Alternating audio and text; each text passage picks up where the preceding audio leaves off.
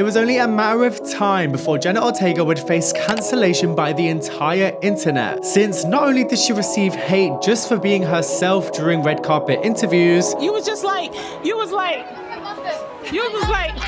but she also got called out by many of her fans for supporting Percy Hines White, her Wednesday co-star and rumored IRL boyfriend, following his recent accusations of sexual assault and abuse against women. Now, Jenna is being called out after allegedly being spotted with none other than Johnny Depp, who has been facing backlash ever since his extremely controversial lawsuit with his ex-wife Amber Heard and his recent antics at Cannes Film Festival. There is a lot to unpack here, but don't worry, we'll catch you up. This all started when an anonymous submission was sent to celebrity insider FilmWhat on Reddit. The source claims that Jenna Ortega and Johnny Depp were spotted filming as part of a big production in London, UK. Apparently they closed off an entire road for a week, but only filmed for a couple days out of that. So I know what you're thinking. Why would Jenna Ortega be in London with Johnny Depp? What could they possibly both be filming? Well, Jenna was confirmed to star in Beetlejuice 2 on May 9th, with the film scheduled to start filming in London on May 10th. The sequel is being directed by Tim Burton, who not only worked exclusively with Jenna Ortega on Netflix's Wednesday, but also spent an entire career working with Johnny Depp on classics like Charlie and the Chocolate Factory. I always thought a verruca was a type of wart you got on the bottom of your foot.